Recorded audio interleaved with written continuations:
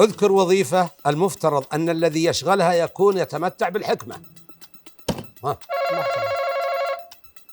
المحكمة، القاضي يعني. أي قاضي. القاضي.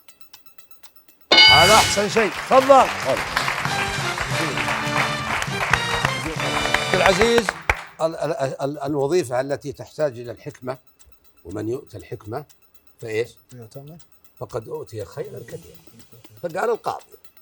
وأنت شغلة تحتاج حكمة، ما يجي لها واحد مصعفق كذا. شغلة تحتاج حكمة؟ أيوه. يكون حكيم فيها. يكون حكيم. الحكيم بيدبة من لا يخاف الأرنبة. القاضي ما في شغلة عندها حكمة إلا القاضي؟ لا كثير. لا في حكيم. مو طارق عبد الحكيم. لا. الله يرحمه.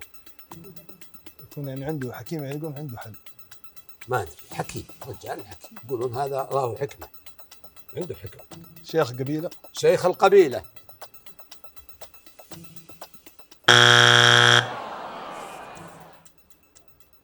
يعني شيخ القبيلة. لا مثلا يعني فارس بني عياد، مسلسل فارس بني عياد حنا. ها.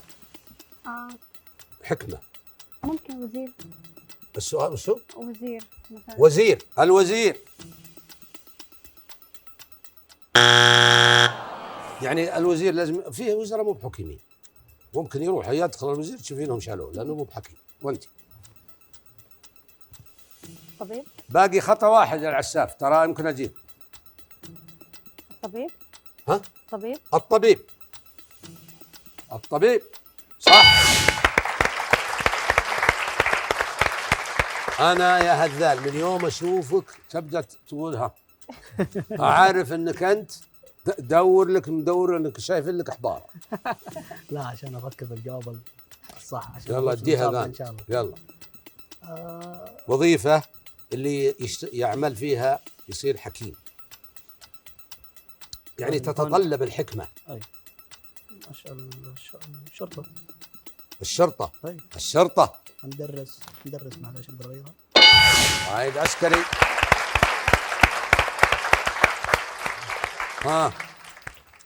ترك في البرنامج التحدي العائلات داري يعني. اي اسمع. ها. اذكر وظيفة من المفترض ان اللي يشغلها يتمتع بالحكمة. مدرس. ها؟ مدرس. المدرس.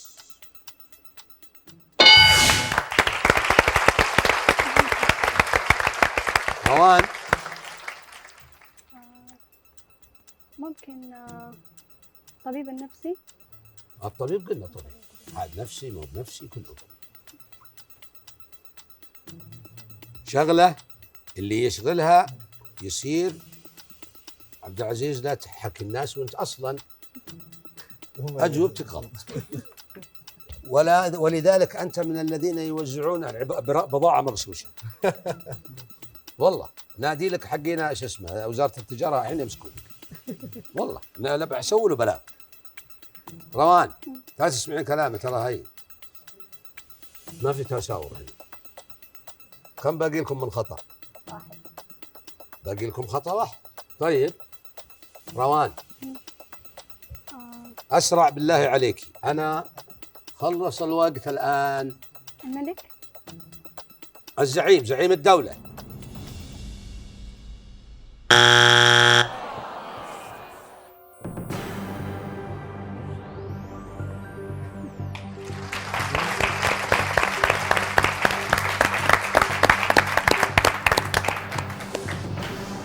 أنت متشاورين وش تقول يا أحمد؟ ممكن الكاتب. الكاتب. حلو الجواب. مدير مركز. مدير مركز او مدير عام. مدير عام. ايش؟ كاتب. محامي. تقريبا المحامي يعني هو ضد القاضي يحتاج الى حكمة. المحامي. المحامي صح. 194 علامة.